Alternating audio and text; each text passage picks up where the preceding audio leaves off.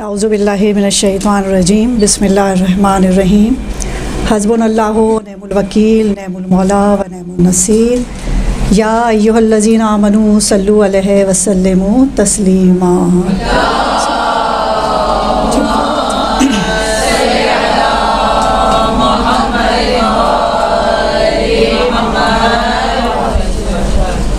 अस्सलामु अलैकुम व रहमतुल्लाहि व बरकातुहू। आज का जो मौजू मैंने ख़ुद मुंतख़ब किया है वो आजकल के हालात को देखते हुए कि आज का जो मोमिन है वो मोमिन नफ्से मुतमइन्ना का मानने वाला है, यानी नफ्से मुतमइन्ना का मानने वाला मोमिन आज परेशान, बेचैन और बेसुकून क्यों है। नफ्से मुतमइन्ना जैसे ही हम सुनते हैं तो फ़ौरन ही हमारे जहन में मज़लूम करबला मौला इमाम हुसैन की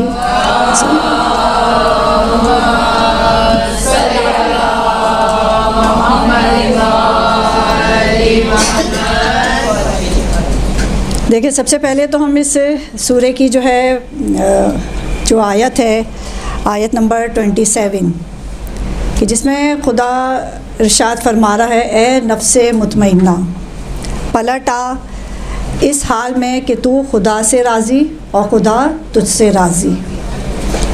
अच्छा, ये जो सूरा है ये सूरह इमाम हुसैन भी कहलाता है, सूरह फ़जर सूरह मौला इमाम हुसैन भी कहलाता है। और यकीनन यही वही हस्तियां हैं कि जो नफ्से मुतमइन्ना पे हमें नज़र आती हैं। यानी इस आयत का मिज़दाक़ मौला हुसैन के मसाइब हों, मुश्किलात हों, बेवतनी हो, भूख हो, प्यास हो, जवान का लाशा हो या शिशमाहे का लाशा हो या दोस्तों के लाशें हों, हर तरह से हम देखते हैं मौला हुसैन को एक नफ्से मुतमइन्ना की तरह, यानी हमेशा पुरसुकून, इत्मीनान की कैफियत। कहीं भी किसी ज़ईफ़ रिवायत में आप ये नहीं देखेंगे कि मौला हुसैन किसी मौके पे जो हैं वो घबरा गए हों कि या अल्लाह बस हो गई। हर जगह मुतमईन, हर जगह इत्मीनान।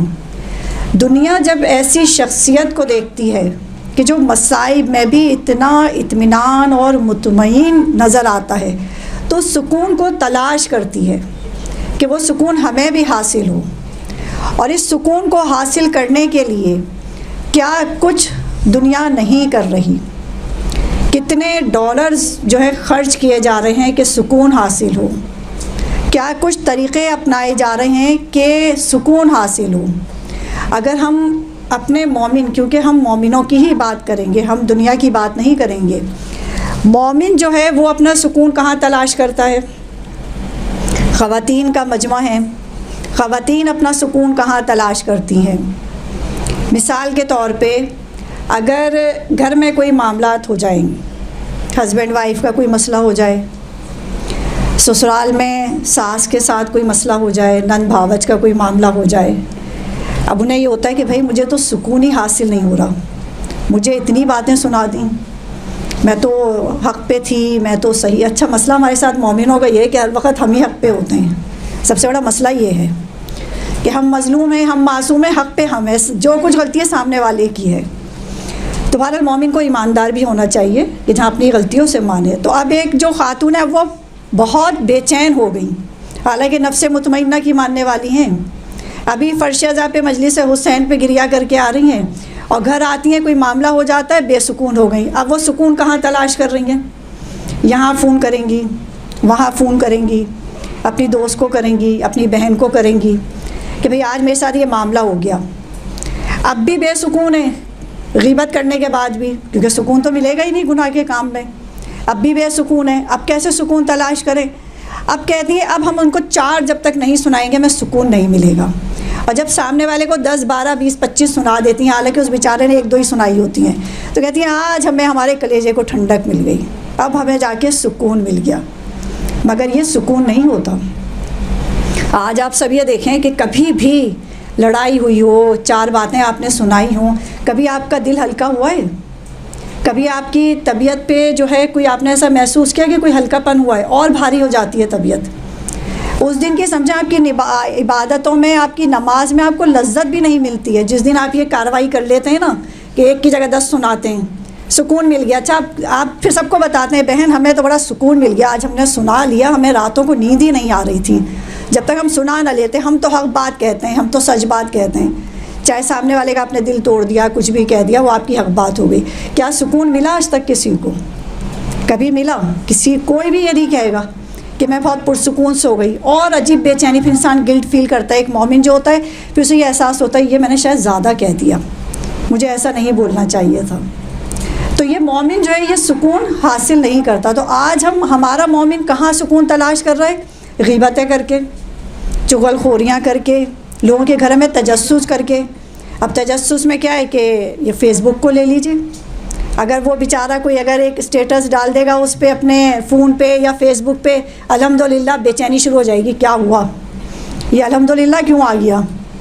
मतलब आपका ना लेना ना देना, मगर एक तजस्सुस। अब आप सुकून, क्योंकि आपको घर में नहीं मिल रहा, खुदा से आप करीब नहीं हैं, गुनाहों से आप जो हैं करीब हैं, खुदा से दूर हैं, और फिर सुकून तलाश कर रही हैं। अब सुकून तलाश नहीं हो रहा तो फ़ेसबुक पे जा रही हैं, इसको अल्हम्दुलिल्लाह क्यों, अगर उसकी कोई बेचारे की सैड, अच्छा ये तो एक अलग मौजू हो जाते हैं कि भाई डालना ही क्यों है फ़ेसबुक पे अल्हम्दुलिल्लाह, और ये और वो, फिर करते नज़र लग गई, टोक लग गई और ये लग गई, तो अपने मामला तो हमारे खुद ही गड़बड़ है ना।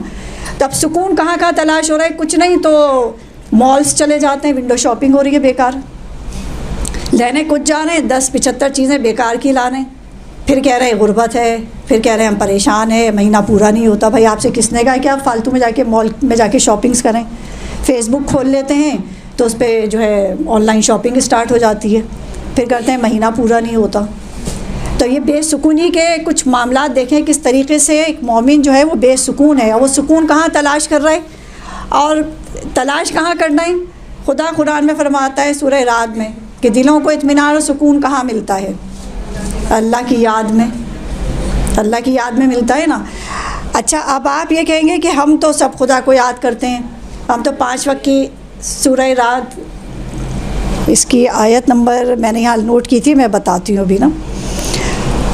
तो खुदा की याद कि अब खुदा की याद को कोई ये समझे कि भाई हम 5 वक्त की नमाज़ें पढ़ रहे हैं और माह रमज़ान के रोज़े रख रहे हैं, 2.25 महीने अज़ादारी कर रहे हैं, रजब शाबान के कूड़े न्याज कर रहे हैं, हम तो अल्लाह को याद करते हैं, हम तो मासूमीन को याद करते हैं। ये याद करना नहीं होता।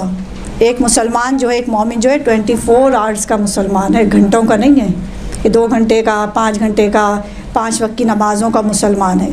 24 घंटे।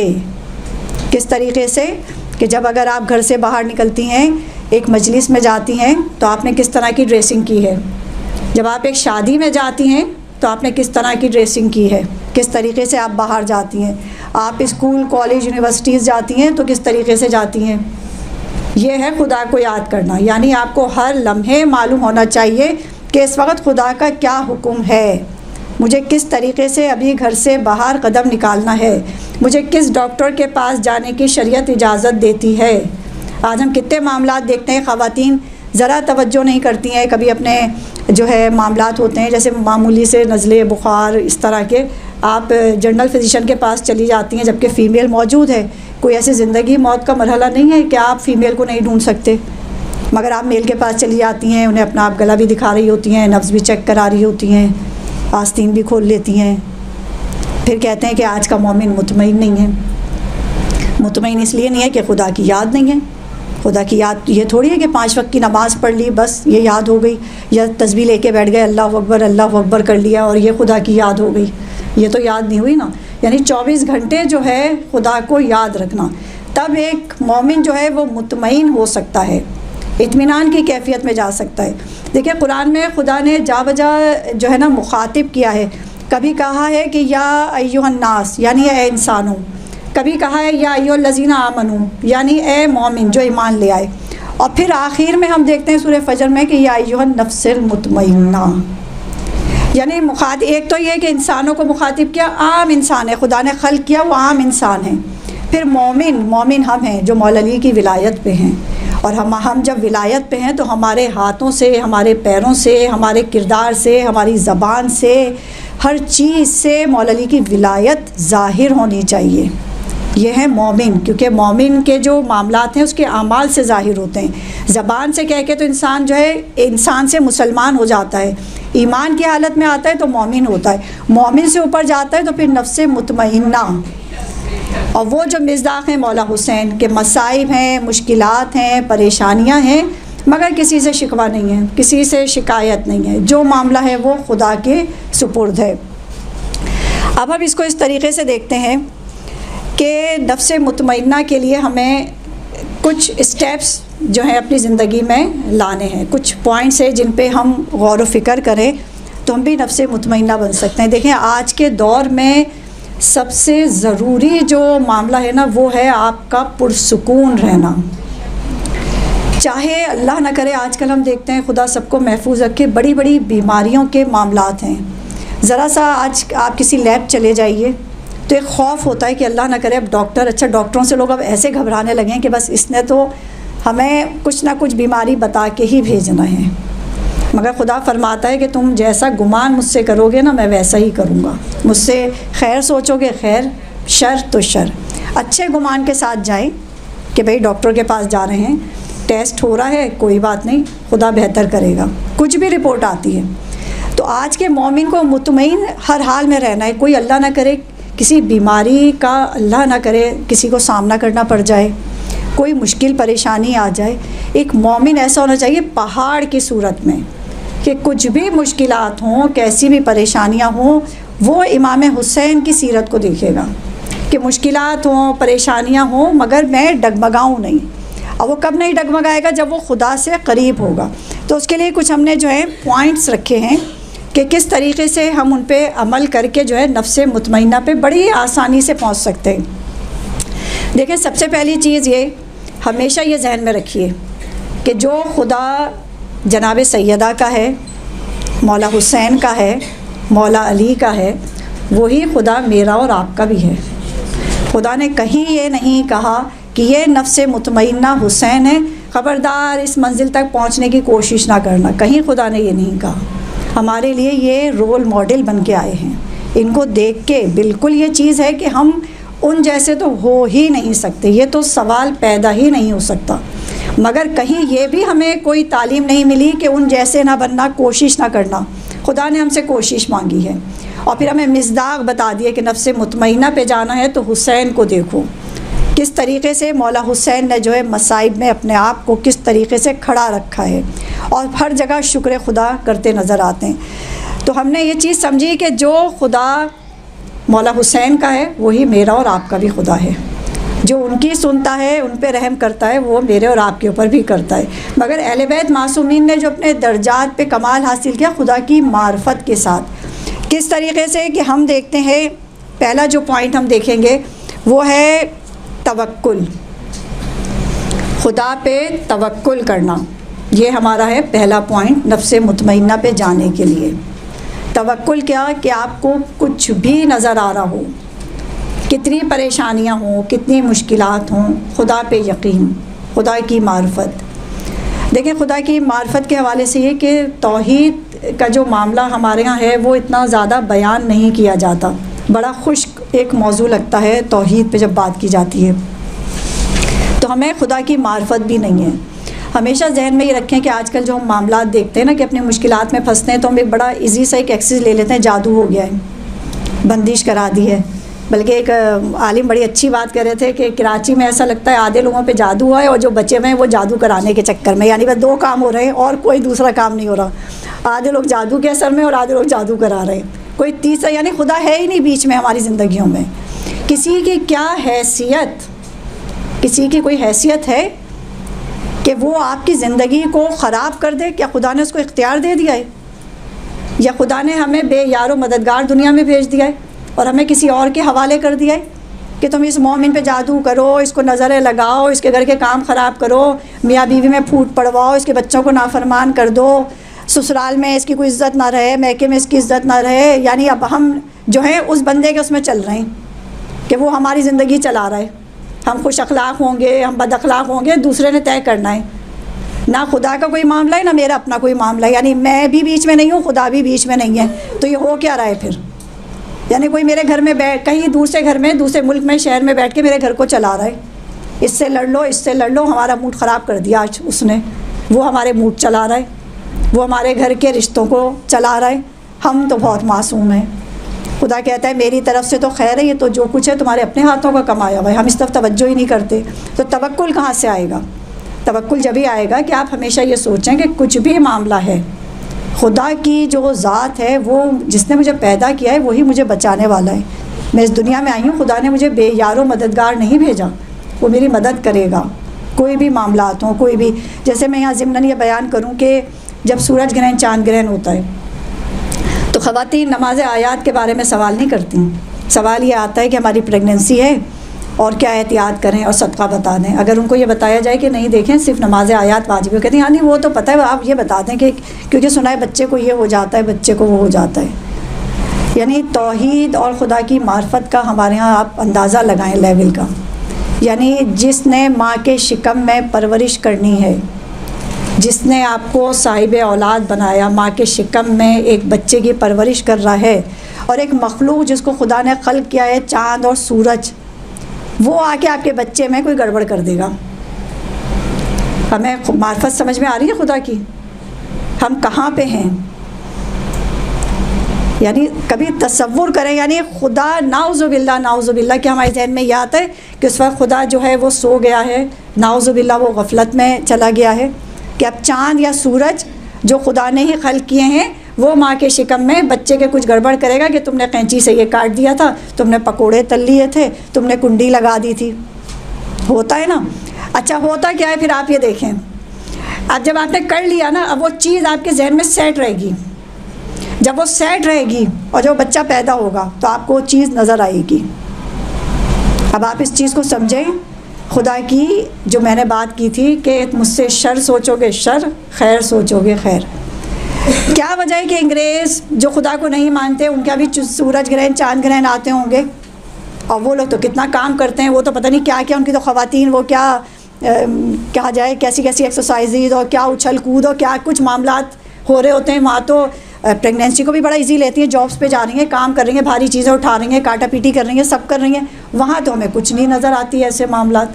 कभी आज तक किसी अंग्रेज़ का देखा है कि कोई कान कटा हुआ नज़र आ जाए, उसने कहा हो कि मैं सूरज ग्रहण में मेरी अम्मा ने ये काम कर लिया था?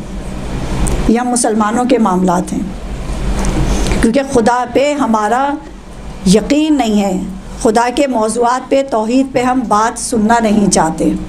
हम बस ये सुनना चाहते हैं कि हम अगर मजालिस में भी जाएं तो सिर्फ़ हमें खैबर सुनाई जाए, मसाइब सुने तो मौला हुसैन की प्यास और भूख बताई जाए। मसाइब में वो सबक हैं पूरी करबला के अंदर, फ़ज़ाइल में वो सबक हैं कि अभी जैसे आप जनाब सैयदा के जो मैं यहाँ पे फ़जीलत और फ़ज़ाइल बयान करूँगी कि शायद सुनने वालों को लगेगा ये कोई फ़जीलत ही नहीं है। यानी हम इस तरीक़े के आदी हो गए हैं मजमे में बैठ के कि सिर्फ जहाँ नारे लगेंगे वहाँ हम बेदार होते हैं, अच्छा कोई फ़जीलत की बात है, नारे लगाने थे बस। हमारी ख़ुद अपनी कोई मार्फत नहीं है अहले बैत व मासूमीन के लिए। बहुत माजरत के साथ हमने अहले बैत व मासूमीन को जो पकड़ा हुआ है ना, सिर्फ हमारी हाजतें कबूल हो जाएँ, सिर्फ। हकीकत ये है, आप ईमानदारी से सोचें, कौन आज उनकी सीरत पे चलना चाहता है? कोई भी नहीं चलना चाहता। तवक्कुल की हमारे यहाँ बहुत शदीद कमी है। एक वाक़या है कि ये है दास्तान, 500 दास्तान किताब है, उसमें ये वाक़या है तवक्कुल का। रसूल खुदा सल्लल्लाहु अलैहि वसल्लम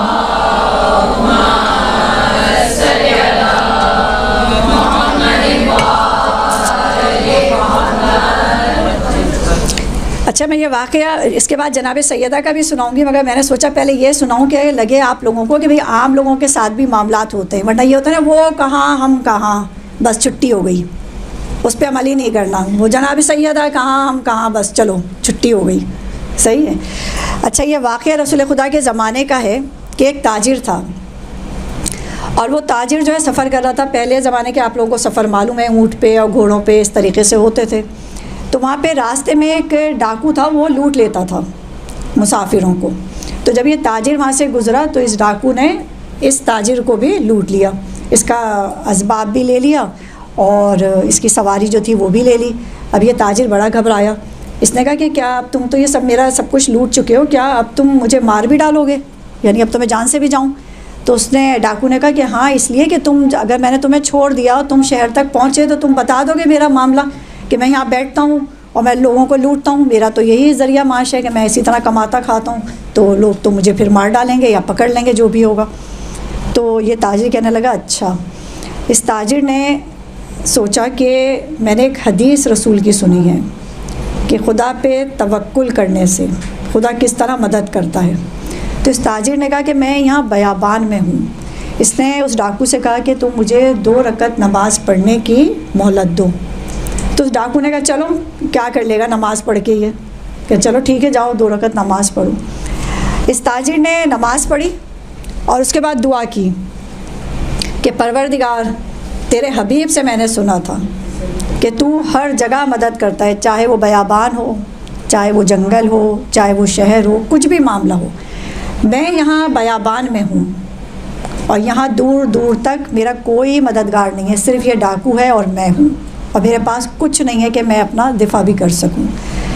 अब आप इसका तवस्सुल देखें कि रसूल खुदा के साथ, इसकी आप मार्फत देखें कि उसने कहा कि किसने कहा है, कहा मुझे बज़ाहिर कुछ नज़र नहीं आ रहा कि कौन मेरी मदद करेगा, मगर क्योंकि तेरे नबी ने कहा है तो अब तू मेरी मदद कर कि तू किस तरीक़े से, मैं तेरे पर यकीन रखता हूँ कि यहाँ से मैं ज़िंदा चला जाऊँगा। कहते हैं थोड़ा ही वक्त गुजरा था, इसने दुआ की और ये मुसल्ले से उठा, इसने देखा कि दूर से जो है कोई एक घुड़सवार आ रहा है इसकी मदद के लिए, और वो करीब आया। उसने सबसे पहले तो डाकू से इसका माल वाल लिया, ताजिर को दिया सारा, और फिर उस डाकू का मामला तमाम किया। तो वो इस ताजिर ने पूछा कि मैं तो तुम्हें जानता भी नहीं हूँ, पहचानता भी नहीं हूँ, जंगल बयाबान, एकदम तुम नमूदार हो गए, एकदम आ गए और मेरी मदद भी की, ना तुमने मुझसे पूछा ना कुछ कि भाई क्या मामला है, क्या तुम्हें जैसे पूरा ही वाक़या पता है। तो शख्स ने कहा, देखें कितनी खूबसूरत बात है, अगर हम मोमिन इस चीज़ पे आ जाए ना तो क्या ही कहना। उस शख्स ने कहा मैं तुम्हारा वो तवक्कुल हूँ जो तुम खुदा पे करते थे।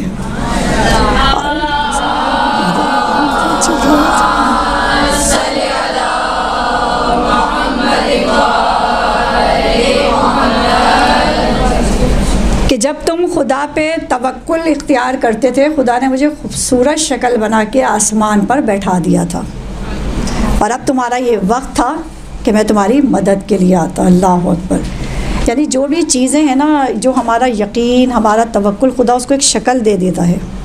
जैसे कि मौला इमाम हसन अलैहिस्सलाम के बारे में फ़रमाया जाता है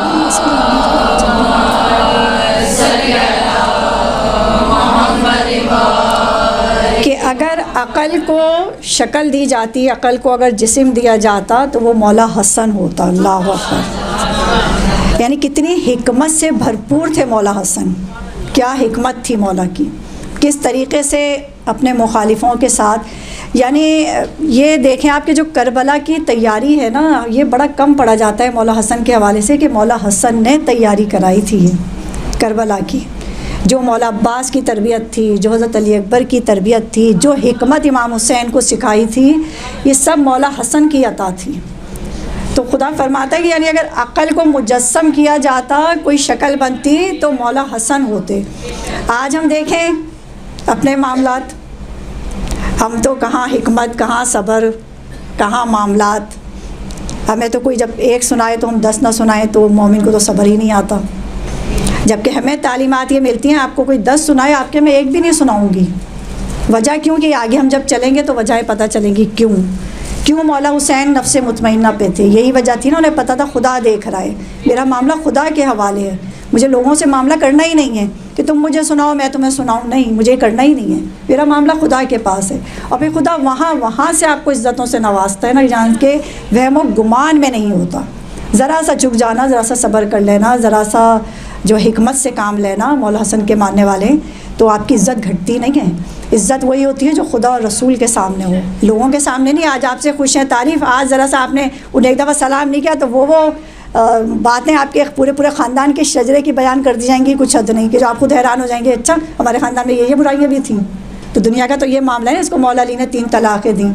तो तवक्कुल के हवाले से ये तो मैंने एक आम वाक़या सुनाया। अब हम चलते हैं खातून जन्नत जनाब सैयदा सलामुल्लाह अलैहा।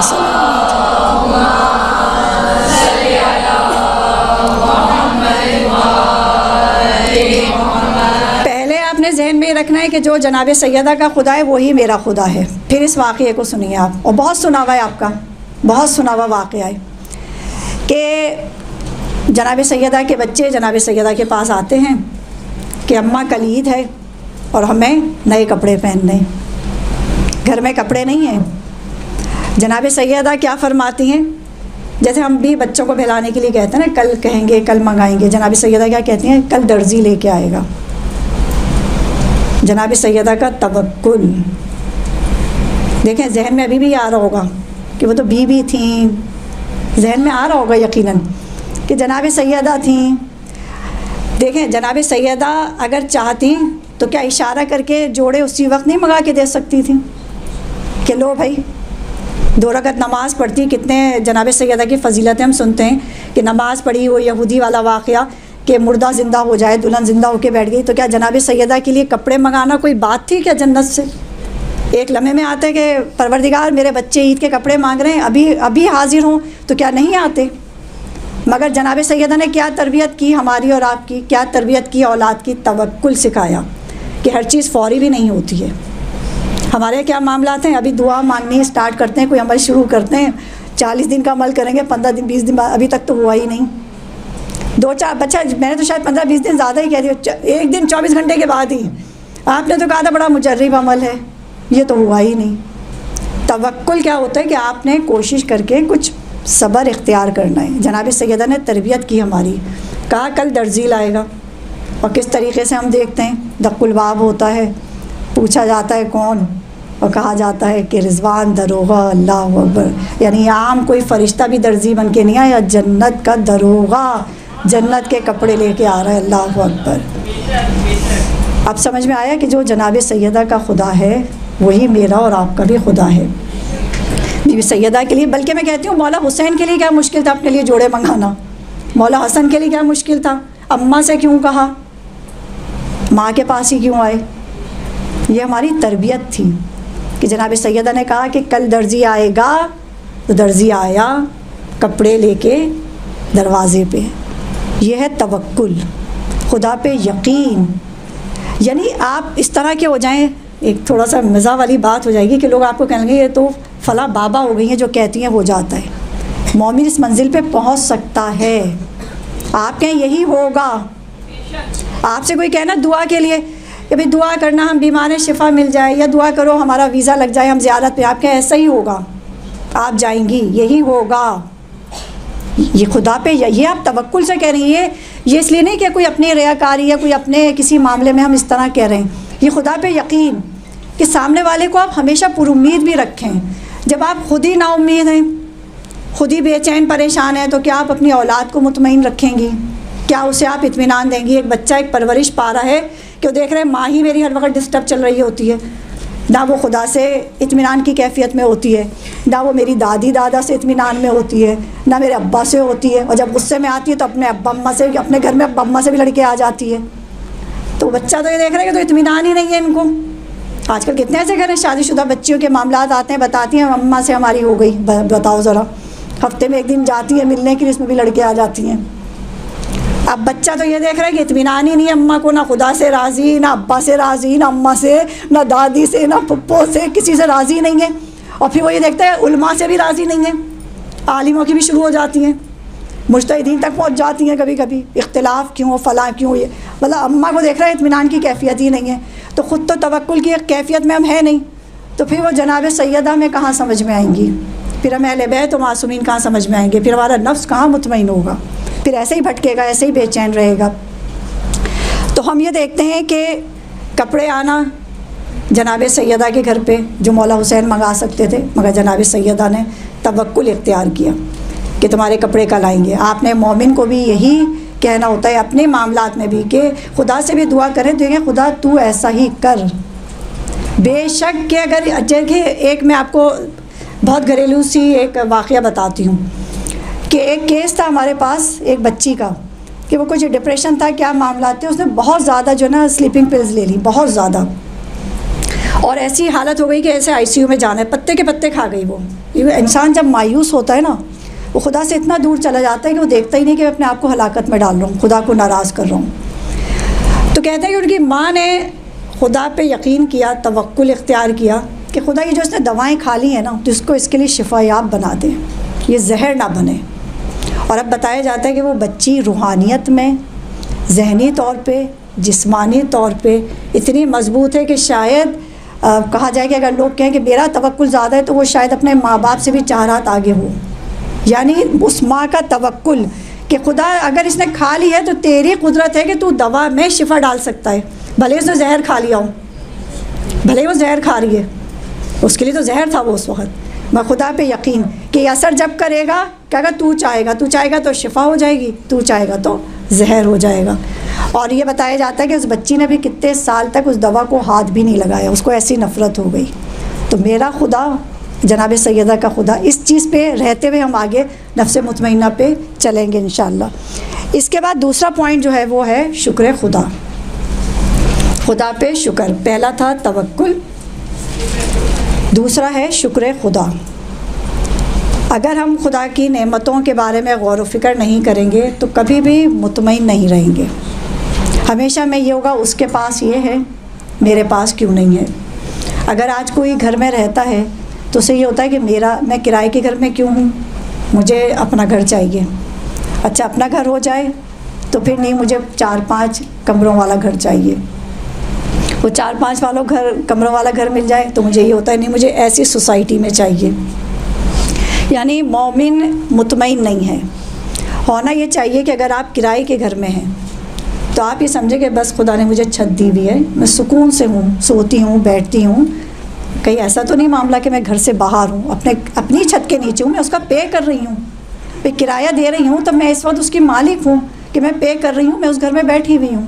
ये घर मैं क्या अपने साथ आखिरत में लेके जाऊँगी कि जो मैं 4-6 कमरों के घर बनाऊँगी, बड़ी अच्छी सोसाइटीज़ में जाके रहूँगी, ये मेरे साथ तो नहीं जाएंगे, मैं तो खाली हाथ जाना है। तो एक जो दूसरा पॉइंट है हमारा शुक्र खुदा, कि आज हम माशरे में देखते हैं मोमिन को कि नाशुक्रापन बहुत है। सबसे पहली ही जिस नेमत पे हम सबको शुक्र अदा करना चाहिए ना, वो है मोहब्बत अहले बैत हमारे दिलों में। अल्लाह अकबर। वरना आज हम कहाँ भटक रहे होते, किस तरीके से मोहब्बत अहले बैत के देखें। कभी कभी इस चीज़ पे तवज्जो किया करें, जैसे हम 2.25 महीने आज़ादारी करते हैं, मौला हुसैन का कितना बड़ा मौजज़ा है कि जो सालों हम किसी रिश्तेदार के घर जाने का सोचते हैं कि भाई आएंगे, सुबह से आएंगे आपके यहाँ, बहुत दिल चाह रहा है, नहीं जाते। मगर जहाँ फ़र्श अज़ाब बिछ जाती है, मौला हुसैन का फ़र्श बिछता है, हम वहाँ उस जगह उस घर पहुँचते हैं। कितना बड़ा मौजज़ा है मौला हुसैन का।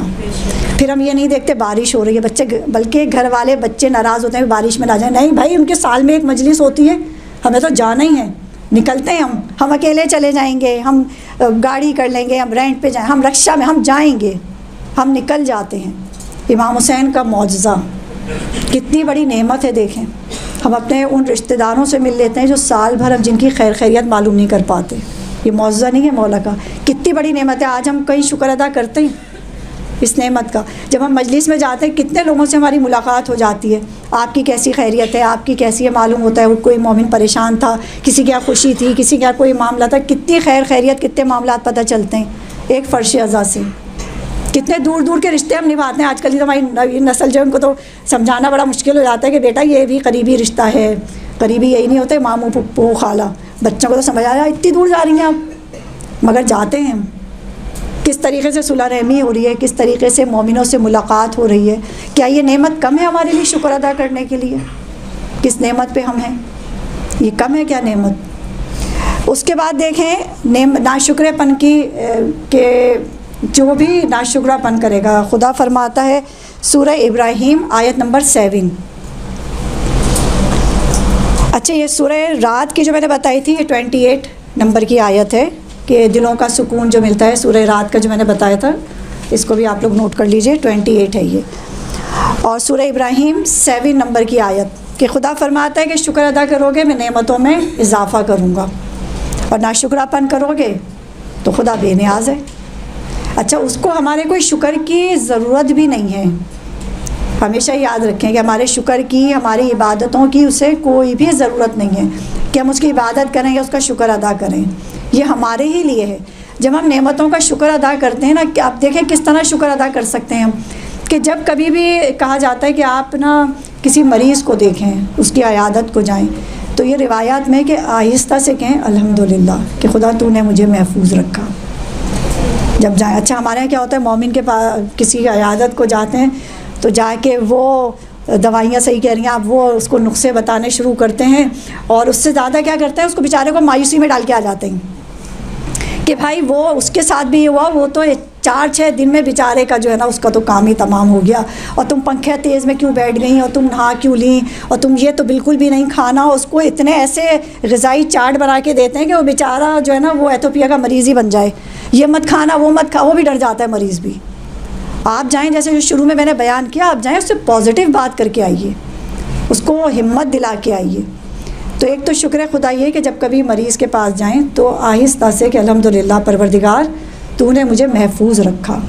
कहीं से हम देखें, अब जैसे आप लोग इस वक्त आएँ जो गाड़ियों के साथ आए होंगे अपने यहाँ पे, जो बाई वॉक आए होंगे, रास्ते में कैसी कैसी चीज़ें हमें नज़र आती हैं। चौंपा पट्टी में लोग, नंगे पैर बच्चे गर्मी में, और रास्ते में लोग बैठे हुए हैं। कुछ आजकल हम देखते हैं नशे में लोग बैठे हुए हैं, वो अपनी मर्ज़ी से नशा नहीं करते, वो खुदा से दूर मायूसी में होते हैं, तो वो उसमें ही सुकून इत्मीनान तलाश करते हैं। तो वहाँ भी खुदा की नेमतों का शुक्र करना चाहिए कि अगर आप देख रहे हैं झोंपड़ियों में लोग रह रहे हैं, तो आप खुदा का शुक्र अदा करें कि परवरदिगार तेरा शुक्र है कि मैं घर में रहती हूँ, छत के नीचे हूँ, पंखा है, लाइट है, जिनको खुदा ने सहूलत दी। अब तो अल्हम्दुलिल्लाह हर घर में AC भी होता है, आराम से हम घर में बैठते हैं अपने।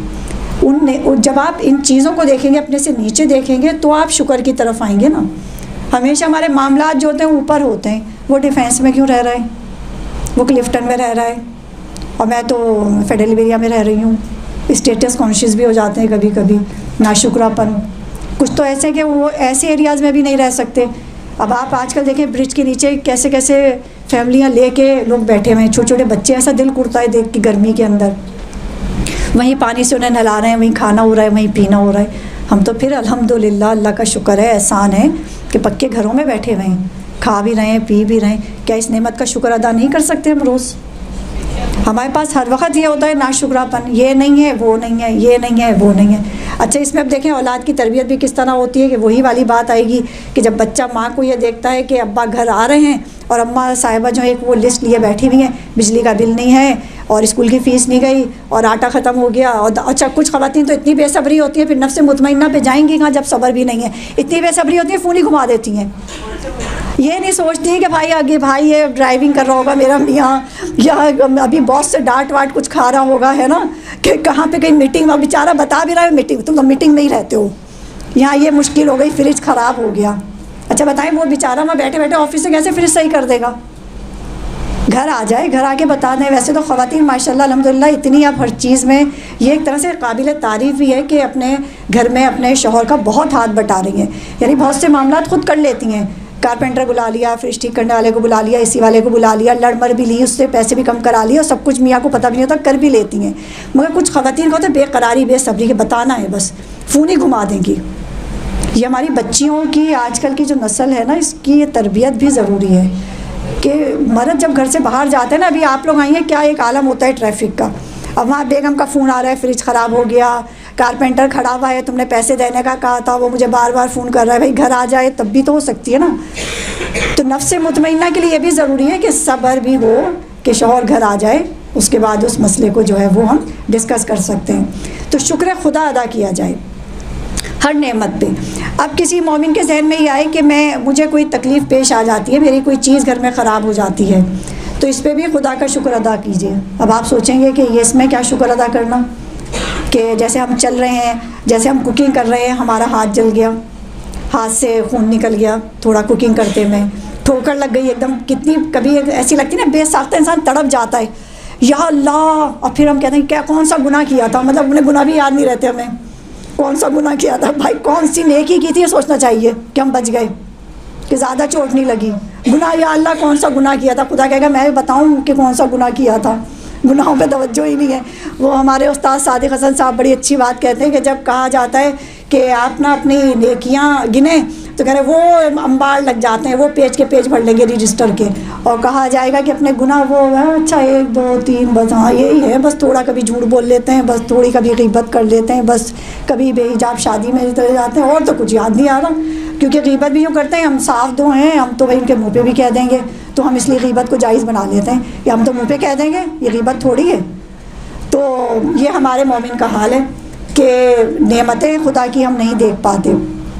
बल्कि यहीं पे एक दफ़ा हमारी बहुत अच्छी दोस्त ज़ाकरा जो है ज़हरा यासूबी साहिबा ने भी शायद आप लोगों के साथ ये बयान किया था कि एक लिस्ट बना लीजिए आप कि खुदा ने आपको क्या क्या नेमतें दी हैं, ठीक है, और एक लिस्ट वो बना लीजिए कि जो आपने मांगा है खुदा से, तो जो आपने मांगा है ना वो कम होगा, और बिन मांगे जो मिला है ना वो ज़्यादा होगा। मगर हम शुक्र ही अदा नहीं करते। क्या कुछ हमें खुदा ने अता किया है, क्या कुछ।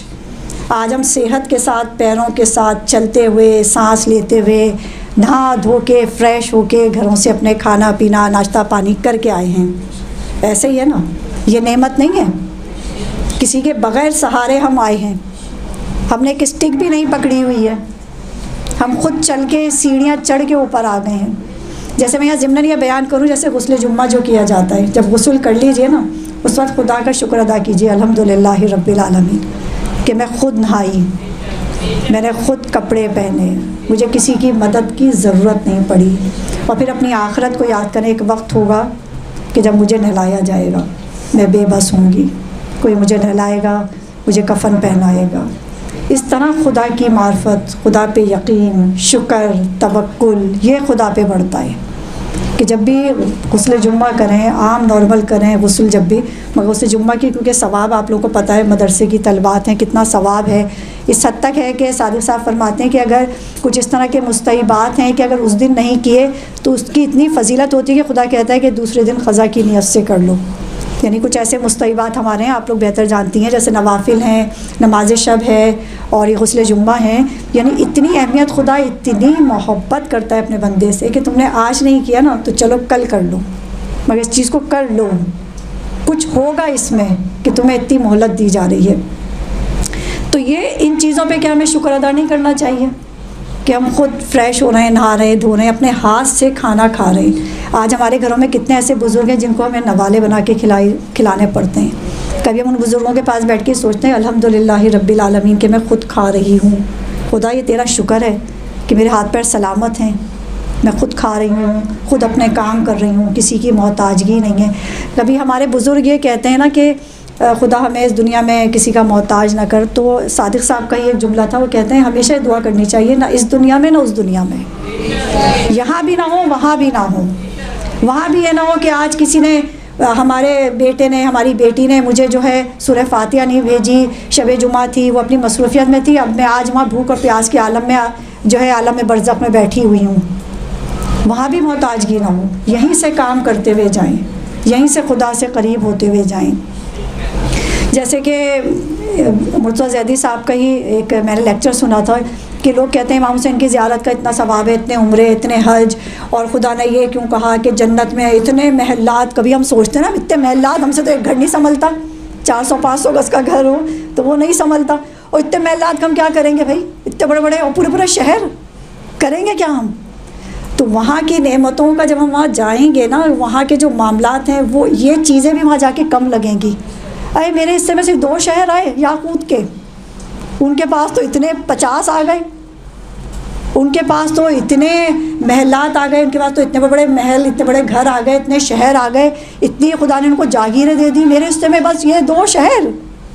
अब आप शहर सोच लें, कराची शहर ही अगर जाए, आज हमारे यहाँ देखें मामला संभलता ही नहीं है। कराची क्या, कराची की शान कहा जाए कि संभाले नहीं संभलता, कितना बड़ा शहर है। और जन्नत के आप सोचें शहर क्या होंगे, शहर वो किस तरीक़े के मामलात। तो वहाँ जाके बड़ी हसरत होगी इंसान को कि मैंने ये क्यों नहीं हासिल किया, मैंने ये क्यों नहीं हासिल किया। छोटी छोटी सी चीज़ों पे जो है पता चलेगा जब फरिश्ते बताएंगे कि हम उससे पूछेंगे कि भाई ये इनको इतने याकूत के फ़िरोज़े के महल मिल गए और डायमंड के मिल गए, और मुझे जो है वो समझें सिर्फ़ एक ही अक़ीक़ का एक घर मिला खाली, इनको शहर दे दिए। तो हो सकता है फ़रिश्ता ये कहे कि भाई ये हर शब जुमा जो है सूरह मुल्क की तिलावत करते थे, और इनको ये महलात मिल गए। ये छोटी सी नेकी, भाई ये गुस्ले जुम्मा तर्क नहीं करते थे, चाहे इन्हें पानी ख़रीदना पड़े ये करते थे, तो इनको फ़लाँ शहर मिल गया। अच्छा फिर कोई कहेगा इनको रसूल के बराबर में क्यों मिल गया, इनको जनाब सैयदा के बराबर में क्यों मिल गया, तो बताया जाएगा कि सीरत जनाब सैयदा पे चलती थी इसलिए मिल गया। आज तो हम कहते हैं हमारा जिस्म हमारी मर्ज़ी है ना, कोई मामला ही नहीं है। अब तो वालिदैन की भी नहीं सुनते बच्चे, हमें अपना जवाब देना है। आज लोग ये कहते हैं ना हमें अपनी ख़बर में अपना जवाब देना है अगर सीरत मासूमीन बताई जाए। हमारा जो आगे का पॉइंट आएगा वो यही है कि सीरत मासूमीन भी जो है आपके इत्मीनान क़ल्ब के लिए कितनी ज़रूरी है, कि जो जनाब सैयदा के, अब वहाँ जाके एक मोमिन देखेगा कि कोई तो भाई जनाब सैयदा के बिल्कुल जवार में रह रही हैं ख़ातून, तो बड़ी वो होगी कि भाई हम क्यों इतने नीचे कि हम हफ्ते में एक मरतबा जनाब सैयदा से मुलाकात करेंगे। और ये इनमें क्या खूबी थी भाई कि तो बिल्कुल बराबर में ही जाके इनको खुदा ने घर दे दिया कि मतलब यूँ दरवाजे से निकली तो जनाब सैयदा के जो है उसमें हाजिर हो गई। तो बताया जाएगा कि ये सीरत जनाब सैयदा पे थी। फ़रिश्ता बताएगा कि रसूल खुदा की हदीस तुम तक नहीं पहुँची थी कि हक़ पे होते हुए झगड़ा छोड़ देना, जन्नत की ज़मानत देता हूँ। क्या तुमने रसूल खुदा की वो हदीस नहीं सुनी थी कि शौहर की बदखलकी पे, उसकी गुर्बत पे सब्र करना तो हमसाया जनाब सैयदा मिलेगा तुम्हें, ये हदीसें हमने नहीं सुनी थी क्या। फिर हम वहाँ शर्मिंदा हो, ये क्या हो गया, ये तो बड़ी गड़बड़ हो गई। हम तो समझ रहे थे कि ये ऐसे ही मामला आते, क्योंकि हम देखें अहादीस जब रसूल की सुनते हैं ना, मासूमीन की अहादीस फरमान, तो हमारे अब दो मिजाज बन गए सुनने के। मैं बताऊँ आप लोगों को क्या, एक तो ये होता है आगे बढ़ा देते हैं, ये उनको भेजते हैं ये सुनेंगी, ये बड़ी ग़ीबतें करती हैं, ये अपने मियाँ के बड़े कीड़े वीड़े निकालती हैं, अपने मियाँ की बड़ी बुराई करती हैं, रसूल अल्लाह वाली हदीस इनको भेज देते हैं। अच्छा खुद जिससे लड़े झगड़े होते हैं रसूल की हदीस उनको भेज देते हैं, हक़ पे होते हुए झगड़ा छोड़ दो, मतलब मेरे लिए नहीं तुम छोड़ दो, मैं सही हूँ। यही मिजाज है ना आजकल हमारा। जो भी अहादीस हैं अहले बैत मासूमीन की, आप ये मार्फत हासिल कीजिए, आप मासूमीन को अपने इर्द गिर्द महसूस करेंगे। आप इस टिप को आजमा के देखिए कि जब आप कोई हदीस पढ़ें तो जैसे छठे इमाम की कोई हदीस आती है रसूल खुदा की, ये समझें कि ये मुझसे मुखातिब है। ये नहीं था कि वो उस ज़माने के लिए मुखातिब थे और ये किताबों में लिखने के लिए अहादीस थी बस, कि तुम आना मिंबर पे बैठना, मजलिस में पढ़ना और नीचे बैठने वाले सुनना और चले जाना, ये इसलिए नहीं थी। मेरे पास कोई आए कि हक़ पे होते हुए झगड़ा छोड़ दो, तो मैं समझूंगी ये मेरे सामने आ गई है ना अचानक, तो मेरा कोई मामला ऐसा तो नहीं है, ये कहीं मेरे लिए तो नहीं है। मैं गौर व फिक्र करूँ उस बारे में कि मेरे लिए तो नहीं हो रही है, कहीं मैं देखूं कहीं मैं कहीं गड़बड़ कर रही हूँ। ठीक है, मैं रसूल खुदा की हदीस पे जो है अमल करते हुए एक कदम पीछे हो जाती हूँ, भले ही मुझे करीब के जो लोग हैं मेरे दोस्त हैं वो शायद ये कहें कि नहीं। अच्छा करीब के लोग भी छोड़े, सबसे पहले तो शैतानी वसवास डालेगा कि देखो अगर तुम झुक गई ना तो कहेगा देखा इनकी गलती थी, हम तो सही थे। और होता भी यही है, जब आप किसी के सामने थोड़ा सा झुक जाएं, थोड़ा एक्सक्यूज़ सॉरी कर लें, वो कहता है देखा इनकी थी ना, आ गई ना सही, उस पर हम सही थे। आप कहते हैं कोई बात नहीं, मैं खुदा की खातिर झुकी हूँ, खुदा की खातिर, मुझे इनसे इज़्ज़त चाहिए भी नहीं है। इज़्ज़त और ज़िल्लत का मालिक कौन है? खुदा है। तवस्सुल सीरत मासूमीन बीबी ज़ैनब सलामुल्लाह अलैहा का हम देखते हैं, दुरूद पढ़ दीजिए अल्लाह से।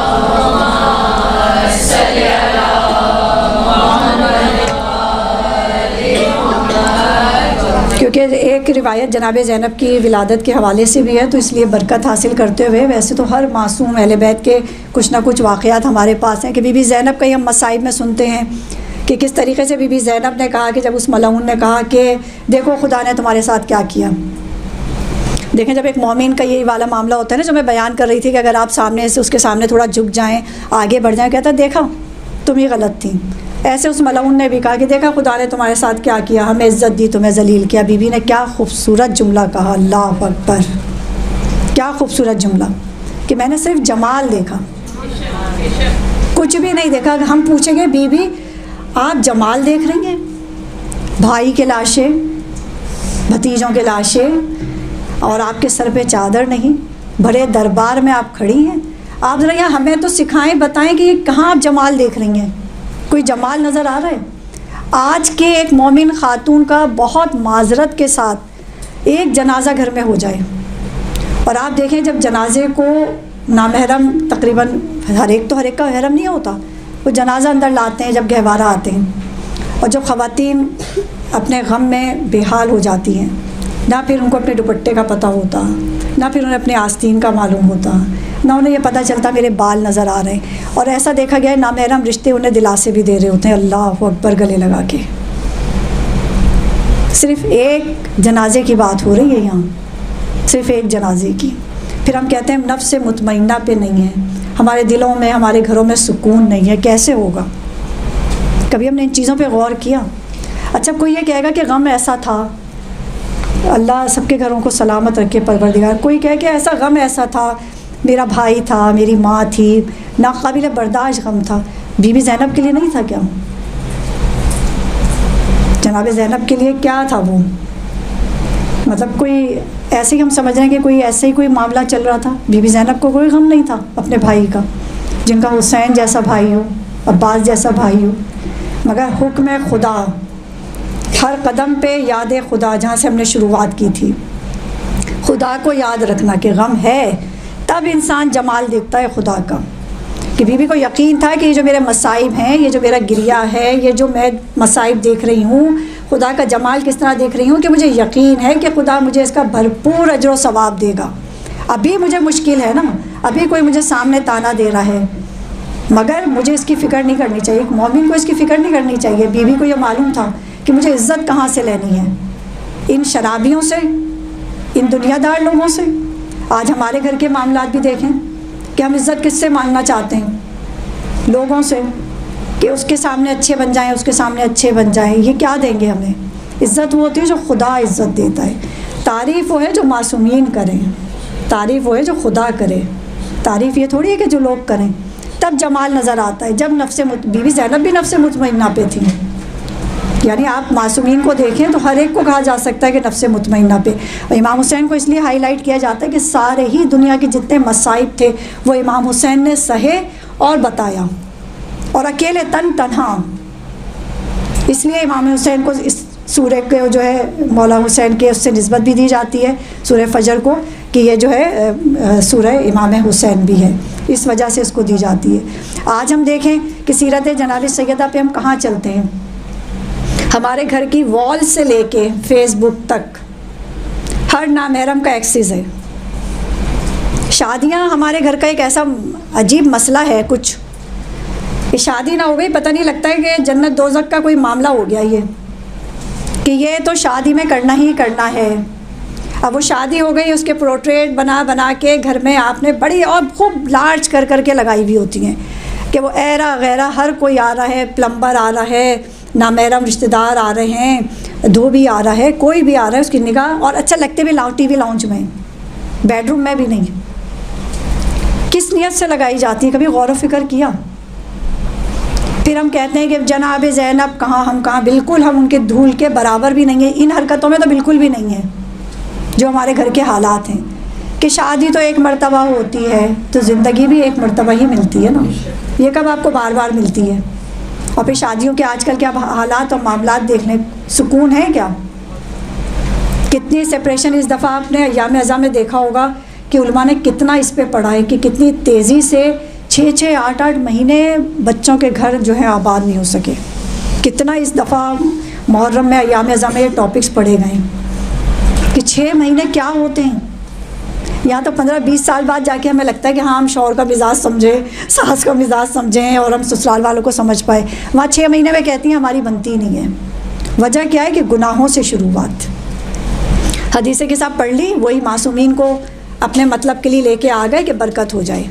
उससे आगे एक और मैं बात ये कहना चाहूँगी कि जो जहाँ तक मेरी आवाज़ पहुँचे और जो आप लोग सुन रहे हैं, कि शादियों में जो आप लोग हॉल के अंदर कुरान लेके जाते हैं ना, ये आप कुरान की आयतों का मजाक उड़ाते हैं। किस तरीके से कि कुरान आपने रखा है टेबल पे, वहीं म्यूज़िक चल रहा है। अच्छा, म्यूज़िक में भी एक आप बड़ा एक मज़ेदार चीज़ खुद निकाल ली है कि वो मनक़बत बना लो म्यूज़िक में तो वो समझते हैं हलाल हो गया। ये और गुनाह है, अहले बैत और मासूमीन का नाम निजासत और रिज़्क़ और म्यूज़िक के साथ। और हम समझते हैं कि चलो मौला अली का नाम है तो थोड़ा मैं, अच्छा हम इसमें भी बताते हैं कि हम कितने मुतमईन मोमिन हैं। हमारे बच्चे की शादी हम तो बावले हुए चले जा रहे हैं बस अब।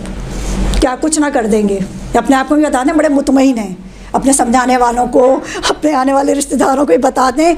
जितना हम गुनाह में करेंगे, स्कार्फ पहने होते हैं, स्कार्फ भी उतर जाते हैं, बाल चलो एक दिन की तो बात है, बाद में पहन लेंगे वापस। हम बहुत मुतमईन हैं भाई, बहुत खुश हैं, हमारे यहाँ शादी हो रही है। क्या हो गया, शादी हो रही है तो क्या ऐसा मसला हो गया कि अपनी आखिरत कुर्बान कर दी जाएगी इस शादी के चक्कर में? और फिर हल देखें आप क्या हो रहे हैं, मामलात देखें, असरात देखें इसके क्या निकल रहे हैं। तो कुरान के हवाले से मैं ये कह रही थी कि आप लोग सोचेंगे किस तरह इसकी बेहुरमती होती है। कुरान में खुदा फरमाता है ख़वातीन से कि ज़माने जाहिलियत की तरह अपना बनाव सिंगार ना दिखाती फिरो।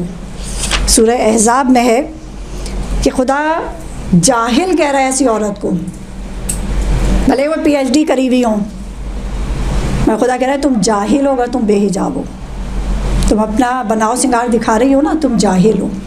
अच्छा, मैं यहाँ बच्चियाँ बैठी हैं ना, बुजुर्ग ख़वातीन, बड़ी तो नहीं, बच्चियाँ क्या करती हैं, स्कार्फ पहन लेती हैं, फिर उसके बाद ना यहाँ स्कार्फ के बाहर वो बुंदे लटका लेती हैं और यहाँ पे वो झूमर लगा लेती हैं।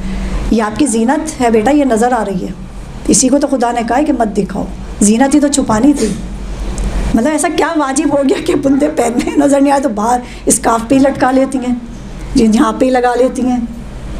आपको खुदा ने पूरी इजाज़त दी है, आप अपने घर में आपके महरम रिश्ते हैं, आप पहनिए, संवरिए, सजिए, कोई आपको शरीयत ने पाबंद नहीं किया, मगर हाँ कुछ उसूल बता दिए कि यहाँ तुम कर सकती हो, यहाँ नहीं कर सकती। अब कुरान के हवाले से कुरान की आयतें हैं, कुरान रखा है टेबल पे, वहीं नामहरम घूम रहे हैं। सबसे बड़ा सितम फ़ोटोग्राफ़र जो हमारी बच्चियाँ दुल्हन बनी हुई होती हैं उनके इतने करीब जाके क्लोज़अप्स लेता है, और आप सब ने देखा होगा कि कभी कभी वो जाके उनके दुपट्टे को भी सेट कर रहा होता है, कितना क्लोज़ हो जाता होगा वो बच्ची, नामहरम इतना क्लोज़ उसके साथ हो रहा है, तस्वीरें खींच रहा है, वहीं कुरान रखा है, वहीं पे आयतें कुरान की रखी हैं, और ये क्या मामला हो रहा है। फिर वहाँ म्यूज़िक चल रहा है, वहाँ वेटर घूम रहे हैं, पोज बना बना के हमारी बच्चियाँ तस्वीरें ले रही हैं बाल खोल खोल के। तब को ये कहे कि भाई आप तो यही मना कर रही हैं कि हॉल में कुरान नहीं लाए, हम अपनी बेटी को रुखसत कैसे करेंगे? हमारे तो दिल को इत्मीनान ही इसी तरह मिलता है कि बच्ची को कुरान के नीचे से हमने जो है रुखसत कर दिया, भले इसको कोई तरबियत नहीं की हमने कि सब्र करना बेटी या शुक्र करना, मगर कुरान के नीचे से तो निकालेंगे हम, कुछ भी हो जाए वहम आता रहेगा। कुरान का हमने इतना ज़बरदस्त जुज़दान अपनी नानी दादी से बनवाया, बेचारी ने ऐसे आँखों में चश्मा लगा लगा के सिया है, और आप कह रही हैं लोग कुरान ही ना है। होता है ना ये कि जुज़दान भी दिखाना है, कुरान भी दिखाना है, तब कोई समझेगा लो ये तो क्या बात कर दिया आपने भाई, इतनी मुश्किलों से कुरान जुज़दान, ऐसा कुरान ढूंढा फरमान अली साहब का, और वो ऐसा ढूंढा इंग्लिश वाला, और ऐसा ढूंढा फ़ारसी वाला। अच्छा, कुछ कुरान आपने देखे आजकल चला था, वो सिल्वर रेल में आ रहे थे, वो बच्चियों को पढ़ने भी नहीं आते, वो उसका जो अरबी एसेंट इस तरह का लिखा होता है वो। अब ये इससे आपको गरज ही नहीं है बच्ची ने पढ़ना ही नहीं पढ़ना। कुरान सिल्वर है, वो जो एक दफ़ा ईरान से शाम से आ रहे थे, वो सिल्वर कलर के उस पर नग लगे होते थे फिरोज़ी कुरान पे और रहल पे, वो बच्ची क्या पढ़ेगी, वो तो सज जाएगा जाके।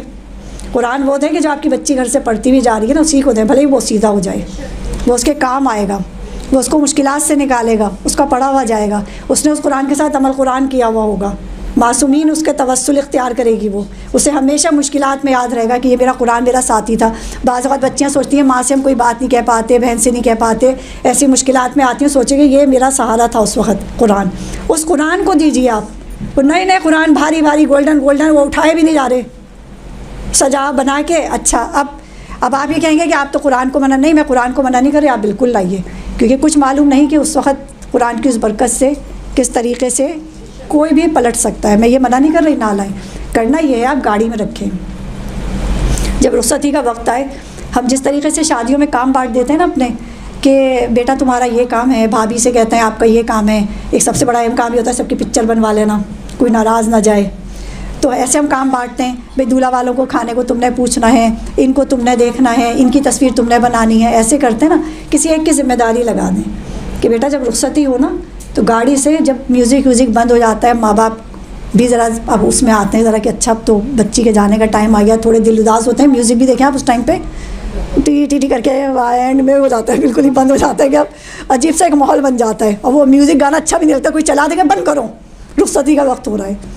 तो जब सेहरा बनने लगता है, जिन जिन घरों में जो भी रिवायात होती हैं, किसी की ज़िम्मेदारी लगाएं कि अब बेटा कुरान लेके आ जाओ, रुखसती का वक्त है, कुरान अंदर ले आइए। उस वक्त तक तकरीबन नामहरम ज़्यादातर जा चुके होते हैं, वेटर्स भी एक तरफ हो चुके होते हैं, कोई ऐसी सर्विसेज नहीं होती हैं, फ़ोटोग्राफ़र भी बेचारा थक चुका होता है तस्वीरें खींच खींच के, वो भी एक तरफ सुस्त होकर बैठ जाता है जितना वो एक्टिव होकर तस्वीरें खींच रहा होता है।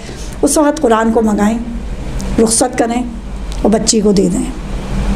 कुरान को हॉल में ना रखें और इतनी हिम्मत जुर्रत पैदा करें कि अगर आप शादियों में देखें तो उन्हें कहिए कि इसको यहाँ ना रखें आप, ये बेहुरमती हो रही है। बिल्कुल सामने की टेबल पे होता है जहाँ हमारी दादी नानियाँ बैठी हुई होती हैं, एक पर्स होता है उनके पास सलामी का और सामने कुरान रखा होता है ना। यही होता है, दो ही चीज़ें उन बेचारियों के पास रख दी जाती हैं कि आपका यही काम है बस। अब वो परेशान हो रही होती है, देख भी रही होती है, हम देख तो लें कौन आया कौन गया, कहते हैं नहीं आप पर्स का ध्यान रखें, बस बैग देखना है आपने और ये कुरान देखना है, ये हिलना नहीं चाहिए यहाँ से। अच्छा कुरान को लेके जाएगा भी नहीं, सबके घर में इतने होते हैं, बेचारियों को उस पर लगा देते हैं, वो उसमें ही बेचैन परेशान होती रहती है, जिप खोल रही है, लिफाफे रख रही है, जिप खोल रही है, उनका यही काम होता है। तो एक जिम्मेदारी और ये किसी की लगा दें कि कुरान रुख़्सती के वक्त पे लाइए। देखिए छोटी छोटी चीज़ें हैं, अगर हम इनको अप्लाई करेंगे ना, इनकी बरकतें हम खुद अपने घरों में देखेंगे। जो हम सीखें वो हम दूसरों को बताएं भी। कहीं शादी हो रही है उन्हें पहले से बता दें कि भाई हमने ऐसा ऐसा कुछ सुना था, हमें अगर आपको अच्छा लगता है तो आप भी ऐसा करें कि कुरान गाड़ी में रखें। कम से कम जो गुनाह नहीं कर सकते खुद तो बच जाएं। खुदा ने कोशिश मांगी है ना हमसे। सही है कहीं हम हालात में फंस जाते हैं, कभी समझाने के प्रेशर में, कभी बच्चों के प्रेशर में, कभी दोस्तों के प्रेशर में, ठीक है खुदा ने मेरी अंदर की नीयत देख रहा है। हम कह ये देते हैं बच्चे नहीं मान रहे थे, समझाने वाले नहीं मान, अंदर खुद भी खुश हो रहे होते हैं, पॉलर जा रहे हैं, तैयार हो के आ रहे हैं, मैचिंग के कपड़े पहन रहे हैं, नाम बच्चे बेचारों पे लगा देते हैं। ये अम्माएँ करती हैं। मैं हमारे तो हस्बैंड कह रहे थे, यही होता है ना मामला, और बेचारे हस्बैंड को पता भी नहीं होता आप पहन क्या रही हैं, फिर शौहर पे इल्ज़ाम लग जाता है। वो कह रहे थे कि बाल खोलना, वो कह रहे थे ऐसे स्कार्फ मत पहनना, जबकि हमारी टीचर कहती हैं ताहिरा जाफ़र, सब आप ये जो मैं नाम ले रही हूँ आप लोग सब मानूसी हैं नामों से, क्यों कहती हैं खुदा ने इतनी ताकत से औरत को पैदा किया है ना कि वो औरत कि जो भाई को भाई से छुड़ा दे, हैं माँ बेटे को दूर कर दे, बहन भाइयों में फूट डलवा दे, इतनी ताकत तो है। अपने स्कार्फ के लिए नहीं लड़ सकती वो, वहाँ मजलूम हो जाती है फ़ौरन। अपने मेकअप पे कम पे तवज्जो पे नहीं जा सकती, वहाँ मजलूम हो जाती है। मेरे तो शौहर बहुत गुस्से वाले हैं, वो मुझे लेके ही नहीं जाएंगे। एक सच्चा वाक़या मैं आप लोगों को, मासूमीन से ज़्यादा आप लोग को लगेगा कि मैं ऐसे वाक़यात सुना रही हूँ, ये मेरी ख़ुद अपनी एक दोस्त के वाक़या है कि हम लोग दुबई में होते थे। वो ये बताती हैं कि उनके हस्बैंड को पसंद नहीं था स्कार्फ, तो कहती वो जहाँ कहीं मुझे लेके जाना चाहते थे तो कह रही है एक दफ़ा उन्होंने ये किया कि गाड़ी को ना लॉक कर दिया कि तुम स्कार्फ उतारोगी तो बैठना। कह रही बच्चे बैठे थे, बेचारी बहुत शर्मसार हुई, बच्चे होते हैं ना, एक माँ की एक रिस्पेक्ट होती है। तो कहीं मैं बड़ी वो हुई, मैंने हस्बैंड से कहा खोल दो दरवाज़ा, तो वो कहेंगे नहीं तुम स्कार्फ उतार के आओ। तो कहेंगे मैंने इतना सख्त जुमला कहा, वो कहती पता नहीं कहना चाहिए था या नहीं। इन्होंने कहा ठीक है तुम मुझे अभी ये कहते हो ना कि बगैर स्कार्फ के चलो, मैं चलूँगी, मगर रोज़े महशर तुम मुझे बिना कपड़ों के देख सकोगे वहाँ पे। कह रहे वो बस वही वाली बात है ना, किस वक्त किसके दिल पे वो बात असर करती है। कह रहे मेरे हस्बैंड ने फ़ौरन लॉक खोल दिया। यानी कुछ इंसानियत भी होगी, या खुदा ने ऐसा बेयारो मददगार भी नहीं छोड़ा। किसी के ज़बान से एक जुमला कभी कभी किसी के लिए बड़ा टर्निंग पॉइंट, वही इमाम हुसैन हज़रतुर वाला वाक़या, एक जुमला इमाम हुसैन ने कहा, हज़रतुर सोचने पे मजबूर हो गए कि क्या मामला है। तो अब आगे का जो हमारा एक और पॉइंट है, इससे आगे जो हम चलेंगे क्योंकि बात करने को तो बहुत ही होती हैं। अच्छा फिर है नंबर 3, पहला था हमारा तवक्कुल, दूसरा था शुक्र खुदा, और अब हम तेज़ी से आगे बढ़ेंगे इंशाअल्लाह। नंबर 3 है खुदा से राज़ी रहना। तकरीबन ये शुक्र के उसमें ही आ जाएगा। एक तो ये कि शुक्र ये कि नेमतों पे शुक्र। अच्छा एक शुक्र ये होता है कि हम लफ्ज़ी शुक्र भी करते हैं। कोई आपसे पूछे बहन कैसी हो, अब अल्लाह का शुक्र है दाल रोटी खा रहे हैं, बहुत शुक्र है, ये तो हम ज़बानी करते हैं, ये तो ये हो गया शुक्र। चलें खुदा उसको भी यकीनन कबूल करेगा, बड़ा रहीम व करीम है कि चलो तुम कह तो रही हो ना। एक होता है राज़ी होना, दिल से राज़ी होना कि मैं राज़ी हूँ। बिल्कुल, अगर खुदा ने मुझे औलाद नहीं दी, खुदा मैं राज़ी हूँ, तो मुझे इसी हाल में देखना चाहता है ना कि मैं बे औलाद हूँ, ठीक है मैं बे औलाद हूँ। मेरी शादी नहीं हुई, मैं भले ही भाइयों के साथ रह रही हूँ, मुझे लग रहा है मैं उन पर बोझ बन रही हूँ, खुदा तू मुझे देखना चाहता है ना, मैं राज़ी हूँ। तो तीसरा जो हमारा पॉइंट बना वो है राज़ी होना। एक तो हो गया शुक्र, शुक्र बिल्कुल अलग चीज़ है, राज़ी होना अलग है। शुक्र यही जो ज़बानी हम करते हैं, शुक्र अल्हम्दुलिल्लाह, सजदे के शुक्र में चले गए, अच्छा पता भी नहीं है किस चीज़ का शुक्र अदा कर रहे हैं, ये भी हमें मालूम नहीं होता, बस ये शुक्र अल्हम्दुलिल्लाह करते। हालांकि मार्फत के साथ होना चाहिए कि मैं आज उठी बिस्तर से, तूने मुझे तो एक वाजिब नमाज के बाद भी शुक्र अदा करें, खुदा तूने तौफीक दी कि मैं अपनी वाजिब नमाज मैंने पढ़ ली, क़ज़ा नहीं की, तूने मेरे वक्त में बरकत रखी। तो वो हम सजदा शुक्र भी जो कर रहे होते हैं, बेमार्फत कर रहे होते हैं, बस शुक्र अल्हम्दुलिल्लाह अम्मी ने सिखा दिया था, बस सजदे में गए, शुक्र अल्हम्दुलिल्लाह किया और खड़े हुए, पता भी नहीं होता। तौबा इस्तग़फ़ार का भी ये मामला में पता ही नहीं है किन गुनाहों की कर रहे हैं, मगर खुदा बड़ा रहीम व करीम है, वो इस हमसे ये भी कबूल कर लेता है, बड़ी उसकी शान है, बड़ा करम है उसका। तो नफ्स मुतमइन्ना के लिए राज़ी होना बहुत ज़रूरी है। जैसे इमाम हुसैन राज़ी थे कि ठीक है मेरा जवान जाता है, खुदा मैं राज़ी हूँ, तू राज़ी है ना, मैं राज़ी हूँ। इस आयत का अगर हम आगे चल के देखें कि जैसे खुदा फरमाता है कि ए नफ्स मुतमइन्ना पलट आ, किस हाल में कि तू खुदा से राज़ी, खुदा तुझसे राज़ी। पहली कंडीशन क्या आ गई कि पहले खुदा से राज़ी हो। ये नहीं कह रहा खुदा कि मुझे राज़ी करके आओ, नहीं, मुझसे राज़ी हो, मेरे मामलात जो मैंने तुम्हारे साथ किए तुम राज़ी थे उस पर, तुम्हारे साथ जो मुश्किलात थी तुम राज़ी थे, या मेरी जो है खालिक की शिकायत मखलूक से कर रहे थे, इसने ये कह दिया, उसने ये कर दिया, उसने वो कर दिया, इसने ये कर दिया, तुम राज़ी थे। अगर तुम्हें कोई औलाद न होने का ताना देता है, तुम राज़ी थे कि मेरा खुदा, मुझे ख़ुद किसी ने ये बताया कि मुझे कोई इस तरह कहता है तुम्हारे बच्चे नहीं हुए, इतनी उम्र हो गई, और ये तो कह रही है, मैंने कहा खुदा मुझे साल में देखना चाहता है, मैं राज़ी हूँ। आप सामने वाले को ऐसा जवाब दें कि वो फिर आपसे कभी अटकेगा ही नहीं, उसकी भी हो सकता है आपके ज़रिए मार्फत बढ़ जाए। उन खातून ने कहा, मैंने कहा खुदा मुझे साल में ही देखना चाहता है, मैं राज़ी हूँ, मुझे औलाद लेके मैं कितना यहाँ जी लूँगी, कितनी औलाद की नेमत से यहाँ मैं जो है वो मुस्तफ़ीद हो जाऊँगी, या इंजॉय हमारी ज़िंदगी में कहा जाए कि नेमत से इंजॉय कर जाना तो मुझे वहीं है, और ये औलाद तो जाएगी भी नहीं। अगर अल्लाह ना करे वो औलाद ना फरमानो तो मेरे लिए तो अज़ाब बन जाएगा आखिरत में कि मैं उसकी तरबियत ना कर पाऊँ अगर सही। तो हो सकता है खुदा ने इसलिए भी औलाद ना दी हो कि वो आपके हक़ में बेहतर ही नहीं है। तो क्या खुदा से मेरा शादी नहीं हुई, क्या मसला है? बीबी मासूमा कुम हमारे सामने मिसाल मौजूद है। अहले बैत मासूमीन के आप देखें पूरी कंप्लीट हमारी जो ज़िंदगी हम देखें उनकी हर जगह हमारे लिए एक मैसेज है उनका। बीबी मासूमा कुम की शादी नहीं हुई, राज़ी हैं।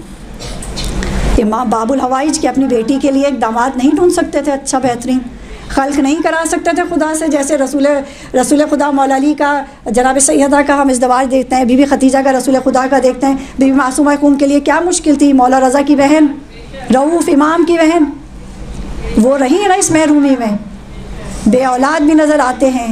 हज़रत मुस्लिम की देखें नस्ल ख़त्म हो गई, क्या मसला हो गया? कोई मसला नहीं हुआ, क्योंकि जाना क्या है वही इस सूरे की जो हम देखते हैं पलट आ, और खुदा कितने प्यार से बुलाता है कि पलट आ, कि जहाँ से आया है ना वहीं आ जा। अभी हम घर से आए, हम कहते हैं ना बच्चों से कह के हम वापस आ रहे हैं, अभी जहाँ से आए हैं वहीं जाना है। खुदा किस तरह बुला रहा है, पलट आ ए नफ्स मुतमइन्ना। जो मुतमइन नफ्स होगा वही पलटेगा खुदा की तरफ, वरना वो भटकता रहेगा, वो डिप्रेशन का मरीज़ हो जाएगा, वो मायूस हो जाएगा। और खुदा डिप्रेशन के और मायूस मरीज़ से जो है मुखातिब ही नहीं है, वो नफ्स मुतमइन्ना से मुखातिब है, वो मायूस से मुखातिब नहीं है कि ए मायूसी वाले मोमिन, ए डिप्रेशन के मरीज़, ए गोलियां खा के सोने वाले, खुदा उससे मुखातिब ही नहीं है। खुदा ने बताया नफ्स मुतमइन्ना मिज़दाक़ मौला हुसैन, इनकी तरह बनो। मौला हुसैन ने तो पूरी करबला में कोई गोली नहीं ली कि मुझे नींद अच्छी आ जाए, कल अली अकबर का लाशा उठाना है, नहीं, मुझे भूख और प्यास बर्दाश्त करनी है तो मैं जो हूँ अपनी बहन से कुछ बैठ के अपना दर्द दिल हल्का करूँ कि बहन कल बड़े मसाइब आने वाले, नहीं। ना बीबी ज़ैनब ने किया, ना मौला हुसैन ने किया, ना मौला गाजी अब्बास ने किया। यह है नफ्स मुतमइन्ना। तो अब ये जो था हमारा खुदा से राज़ी। अब जो है चौथा पॉइंट है तौबा इस्तग़फ़ार और गौर व फ़िक्र के साथ। ये जो पॉइंट है हमारा तौबा इस्तग़फ़ार, वही कि हम बेमार्फत तौबा कर रहे होते हैं, हमें मालूम ही नहीं होता कि हमने क्या गुनाह किए। झूठ बोलना हमारे लिए कोई गुनाह ही नहीं है, ठीक है। ग़ीबत करना भी हमारे लिए कोई गुनाह ही नहीं है, क्योंकि ग़ीबत करके हम ये कहते हैं अरे बहन क्या हुआ, उनके मुँह पे कह देंगे ग़ीबत थोड़ी है, यही कहते हैं ना हम, कि हम मुँह पे भी कह देंगे, हम तो हक बात कहते हैं, हम तो उनके मुँह पे कह देंगे ये ग़ीबत नहीं है। इसी तरह करते हैं ना अपने आप को, ये हम नहीं करते, ये शैतान हमारा जो है वसवास डालता है, हमारा नफ्स जो है ना वो हमें करता है ये कि ये तो कोई बात ही, झूठ बोल दिया क्या हो गया।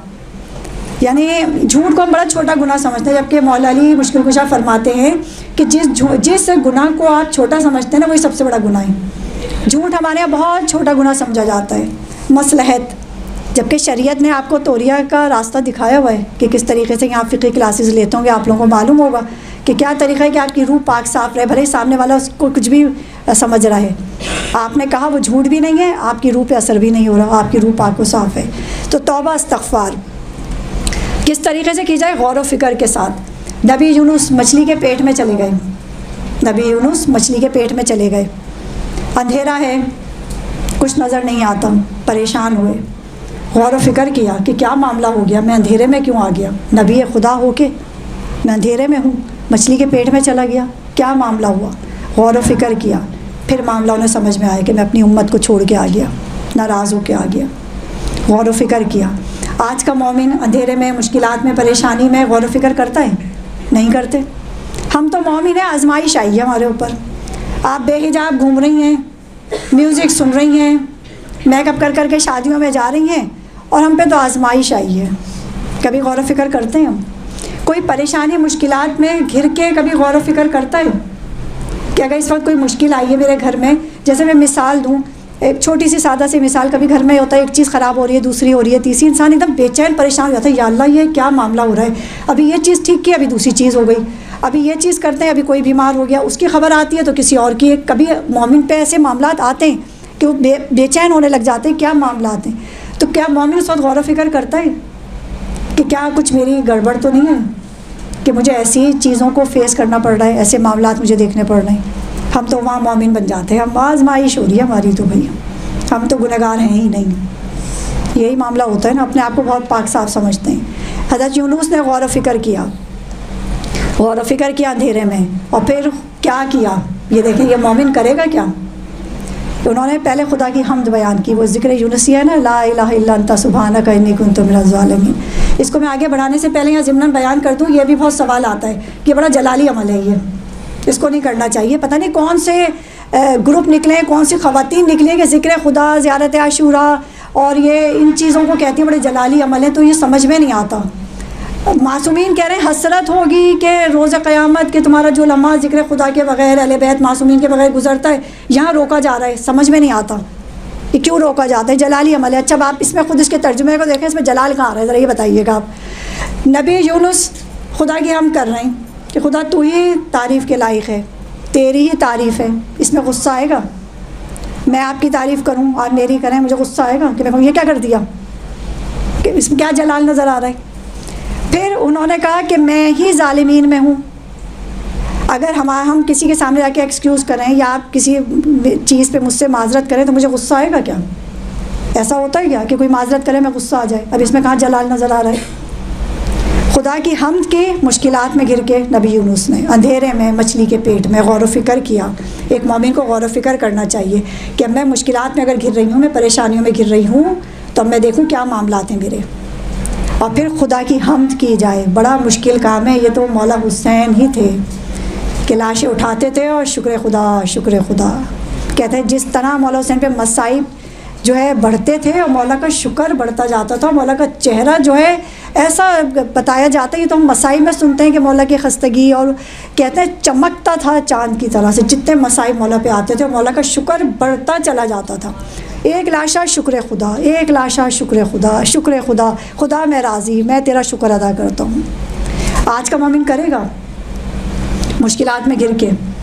आज का मोमिन तो फ़ौरन जादू हो गया है, बंदिश हो गई है, हमारे काम बिगड़ रहे हैं, हमारे घर की चीज़ें ख़राब हो रही हैं। फलाँ थी नज़र लगा के चली गई, हमारे घर की चीज़ें ख़राब हो गई, कुर्सी टूट गई, पंखा ख़राब हो गया, एसी अच्छा खासा काम कर रहा था उसने, अब चाहे आपने सर्विस ही नहीं कराई है उसको बेचारे को 1 साल से, मगर उन खातून के आने से आपका एसी ने काम करना ख़त्म कर दिया। जबकि हदीस रसूल है कि मेहमान आते हैं, रहमत लेके आते हैं, जाते हैं तो परेशानियाँ लेके जाते हैं। हम कभी सोचते हैं हम अपने मेहमान को किस तरह देखते हैं? ओहो या आनी अब नज़र लगाएंगी, एक बेचैनी परेशान। बच्चों को भी इनके सामने ये मत करना, इनके सामने ये मत बताना हमारे घर में ये चीज़ आई है, इनके सामने ये मत करना। भाई खुदा आपको बचाएगा, उनकी नज़र टोक की क्या हैसियत? खुदा ने आपको बेयारो मददगार नहीं भेजा। कोई मोमिन आके नज़र लगाता है, नज़र बरहक है, लगती है, अपनों की भी लगती है, माँ बाप की भी लग जाती है, आपको अपनी इबादतों पे लग जाती है। कभी आप देखें आज तुमने बड़ी अच्छी इबादत की, नमाज शब भी बेहतरीन पढ़ ली, और आज तो कुरान भी, और आज तो बड़ा मज़ा आ गया, आपको ख़ुद की भी नज़र लग जाती है, दूसरे दिन नहीं पढ़ पाते। नज़र बरहक है, मगर खुदा ने आपको बेयारो मददगार नहीं भेजा कि कोई आए नज़र लगाए और चला जाए और बस तुम कहो खुदा ये क्या हो गया। खुदा ने तरीक़े बताएं सदका निकालो, चारों कुल पढ़ो, आयतल कुर्सी पढ़ो, सूरह कलम की आयत है, क्या कुछ है।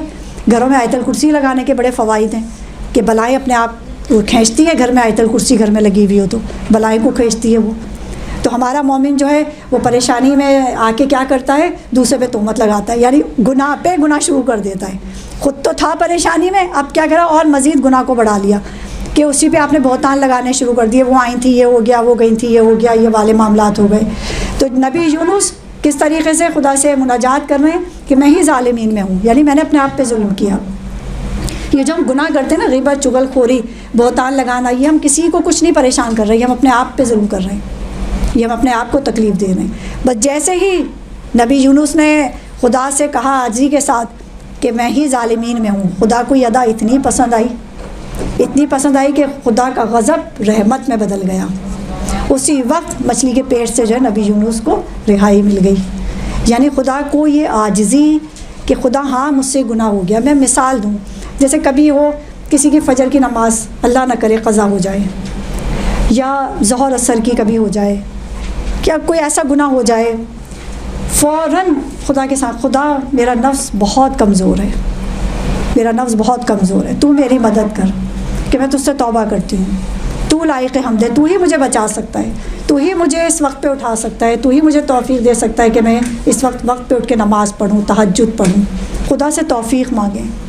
नबी यूनुस के वाक़ये से हमने यही सबक लिया ना कि खुदा को अपनी हम्द बहुत पसंद है, खुदा को अपनी हम्द बहुत। अच्छा, ये हर खुदा ने ये फितरत लोगों में भी, अगर आप किसी की तारीफ़ करें खुश होता है। मैंने वही बात की ना, लोग कहते हैं ज़िक्र बड़ा जलाली है, तो तारीफ़ करने से किसको जलाल आता है? मुझे तो लगता है वो कोई नॉर्मल इंसान तो नहीं होगा। तो खुदा को अपनी तारीफ़ पसंद है कि नबी को मालूम था कि खुदा को राज़ी कैसे करना है। खुदा की हम्द की, पहले तारीफ़ की। कभी हम भी ऐसे करते हैं ना, किसी से बात करते हैं तो पहले उसकी तारीफ़ी कलमात कह देते हैं। स्पेशली बच्चे तो माँ बाप को आप बड़ी अच्छी हैं, या हम बच्चों से कहते हैं बेटा तुम बड़े अच्छे हो, तुम हमारा काम कर ही दोगे, ऐसे ही करते हैं ना। खुदा को हम्द बहुत पसंद है। उसके बाद आजिज़ी कि अपने आप को माना कि मुझसे गलती हुई, नबी पैगंबर हो के मान रहे हैं। और आज का मोमिन तैयार ही नहीं है कि मुझसे कुछ गुनाह होता है, मुझसे कुछ गलत होता है। हर गुनाह की उसके पास अपनी एक वजह होती है कि नहीं ये है तो ये है तो ये, उसने हमें सुनाई तो हम भी सुना सकते हैं, उसने हमारी ग़ीबत की तो हम भी कर सकते हैं। आज हम जो देखें मसला जो है ना, नफ्स मुतमइन्ना पे नहीं जा रहे। वो क्या मामला है कि हम जो है दीन पे अमल नहीं कर रहे, रद्द अमल कर रहे हैं। जो हमारे साथ जो करेगा हम वही करेंगे। आप ये देखें कि अगर कोई, जैसे मैं अपनी मिसाल हमेशा देती हूँ, कोई हमें एक दफ़ा चाय की नहीं पूछेगा ना, हम तय करके बैठते हैं अब हम भी नहीं पूछेंगे। उसने हमें फ़लाँ शादी में नहीं बुलाया, हम भी नहीं बुलाएंगे। हमने तो पूरी फैमिली को उनके बुलाया था, हमारे यहाँ से 2 बुला लिए, बस हम भी 2 बुलाएंगे। हालांकि हमारे पास गुंजाइश होती है पूरी फैमिली बुलाने की, नहीं 2 ही बुलाओ, क्योंकि 2 ही आए थे बस। हम क्या कर रहे हैं? अमल कर रहे हैं कि रद्द अमल कर रहे हैं? बताएं। फिर कैसे नफ्स जो है वो आपका मुतमईन होगा? हो सकता है कि नफ्स मुतमईन कभी भी नहीं होगा। फिर वो क्या करेगा? यही चक्कर देखेगा, ग़ीबत कर ली, चुगलखोरी, गॉसिप। व्हाट्सएप पे मुझे सुन के बड़ी हैरत होती है, ख़वातीन बताती है बाकायदा ग्रुप बना हुआ है ग़ीबत हाउस, उस पर सिर्फ ग़ीबतें करती हैं वो। ये बताइए आप, ये आप हाल देखें कि हैरानी होती है सुन के। कहती हूँ हमने बनाया, एक कॉमेडी ग्रुप होता है, उस पर कॉमेडी लतीफ़े, और एक पे कह रही ग़ीबत है। क्या करती है ग़ीबत? वो अपने दिल के हाल बयान करता है, किससे बयान करें हम, कोई प्रॉब्लम है तो। अपनी अम्मी से कह नहीं सकते, भाई से कह नहीं सकते, तो फिर हमने ग्रुप बनाया, अपनी शेयर कर लेते हैं। आज सास ने ये किया, आज मियाँ ने। ज़्यादातर अब तो खैर सासों का पीछा छोड़ के मियाँ के पीछे लग गई हैं वैसे ज़्यादातर। मैंने आजकल ये देखा है, वो एक ज़माना था कि सासों की शामत आती, अब तो शौहर के पीछे लग जाती हैं। ये कर दिया, वो कर दिया। सवालात आते हैं हमारे पास, जेब खर्च नहीं दे रहे, ये नहीं दे रहे, तो मैं पूछती हूँ भाई 50,000 60,000 का आपके पास मोबाइल फ़ोन है, मियाँ जेब खर्च नहीं दे रहे? मुझे तो उतरती नहीं अलग से ये बात। 4-4 5-5 हज़ार के ब्रांडेड आप लॉन के सूट पहनती हैं और फिर कहती हैं हस्बैंड आपको ख़र्चा नहीं दे रहे। नाशुक्रापन की भी तो कैफियत है ना, नाशुक्रापन है ये। अगर आपकी हैसियत नहीं है, आपके हस्बैंड की नहीं है, तो आप 4 के बजाय 2 जोड़े बनाइए।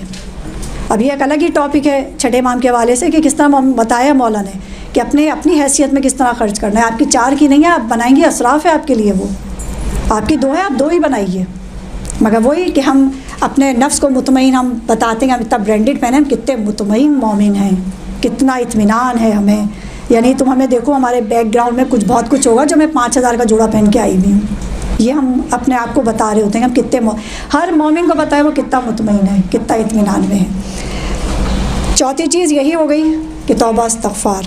पाँचवीं यही जो हमने पहले बयान कर दी थी कि सीरत मासूमीन, तवस्सुल, जनाब सैयदा का जैसे मैंने बयान किया था कि जनाब सैयदा का तवक्कुल किस तरीक़े से, और एक तवक्कुल का जो वाक़या बयान किया एक आम सा वो था।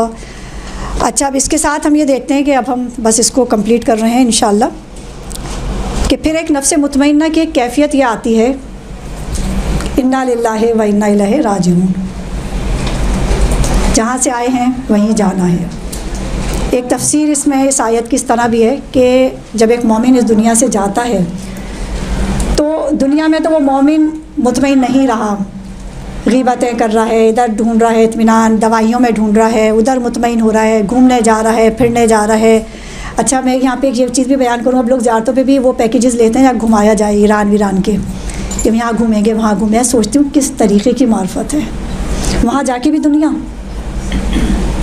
अब जब वो ये देखते हैं कि आप लोग ये मांग रहे हैं तो ग्रुप्स भी ऐसे बनाने लगे वो, कि आपको इस्फहान घुमाएंगे, आपको फ़लाँ जगह घुमाएंगे, वहाँ भी दुनिया चाहिए आपको। आप किस तरह वहाँ ज़ियारत पे और इबादत में लज्जत महसूस करेंगे, किस मासूम की ज़ियारत को जा रहे हैं वहाँ भी आपको तफरीह चाहिए। तो इस तरह के लोग तफरीहात और ये मामलात नफ्स को अपने मुतमईन करने के लिए कि ज़ियारत की वही वाली बात ना, म्यूज़िक मौला अली का नाम लगा देंगे म्यूज़िक के साथ तो समझेंगे सही है, ज़ियारत के साथ तफरीह भी हो जाए तो सही है, तफरीह के लिए कहीं और चले जाए, पाकिस्तान भरा पड़ा है। अब जो नफ्स मुतमइन्ना एक आखिरी जो है बात वही इन्ना लिल्लाहि व इन्ना इलैहि राजिऊन, कि खुदा जब देखता है कि दुनिया में तो मुतमईन नहीं रहे, यहाँ वहाँ के मामलात किए, तब खुदा फरमाता है पलट आ। अब के साथ में पलट आ। अब खुदा का आप लुत्फ़ व करम देखें अपने गुनहगार बंदे पे, अल्लाह अकबर, 70 माओं से ज़्यादा मोहब्बत करने वाला, कि वो जाते हुए मोमिन को भी कहता है कि तू मुतमईन हालत में आ, तो दुनिया तो गुजार ली ना जैसे तैसे, तू बेचैन परेशान रहा, अब किस हालत में आ। कि तफसीर है कुरान में कि उसको मासूमीन की ज़ियारत नसीब होती है। उस वक़्त मौला अली आ जाते हैं, रसूल खुदा आ जाते हैं, मौला हुसैन आ जाते हैं, मौला रज़ा आ जाते हैं, और उसका दम बड़ी अच्छा बज़ाहिर हमें लगता है, आप लोग लेक्चर डॉक्टर आबिद हुसैन जैदी के बहुत सुन चुके हैं मौत के, कि हमें बज़ाहिर जो नज़र आता है किसी की बड़ी तकलीफ़ दे होती है, उसके लिए बड़ी राहत की होती है, और जो हमें लगता है बड़ी राहत वाली है उसकी तकलीफ़ दे मौत होती है। हमें होता है अल्लाह हम सोए तो सोते ही रह जाएँ, नहीं ऐसी दुआएं नहीं करनी चाहिए। आपको नहीं मालूम वो किस अज़ियत से गुजरा होगा, वो हमारी आँख तो बेदार ही नहीं है ना, और ये मामला भी खुदा के, हमें इसमें ज़्यादा गौर व फ़िक्र की ज़रूरत नहीं। तो किस तरह वो नफ्स मुतमईन होकर खुदा की तरफ पलटता है, मासूमीन को देखता है, खुश हो जाता है, और मासूमीन उसे दिलासा देते हैं कि हम तुम्हारे साथ हैं, तुम हमारी मोहब्बत पे थे, तुम हमारी विलायत पे थे, तुमने दुनिया में हमारी सीरत पे नहीं किया अमल, कोशिश की नहीं की, अब हम तुम्हारे साथ हैं। जब ये मोमिन देखता है मासूमीन के अनवार को तो वो खुश हो जाता है, मुतमईन कैफियत में अपनी जान को खुदा के हवाले कर देता है। और फिर खुदा फरमाता है वही इस आयत का कि पलट आ नफ्स मुतमइन्ना, इस हाल में कि तू खुदा से राज़ी, खुदा तुझसे राज़ी। वो बंदा राज़ी होता है खुदा से कि मासूमीन की ज़ियारत नसीब हुई, मासूमीन का साथ मिला, वो खुदा से राज़ी, खुदा भी राज़ी हो जाता है। वही जो आया है उसको जाना है, ये दुनिया फ़ानी है, दुनिया में वो मामलात करें जो मासूमीन अहले बैत की सीरत है उस पर अमल करने की खुदा हम सबको तौफ़ीक़ अता फ़रमाए। इलाही आमीन। दरूद पढ़ दीजिए मोहम्मद वाले मोहम्मद।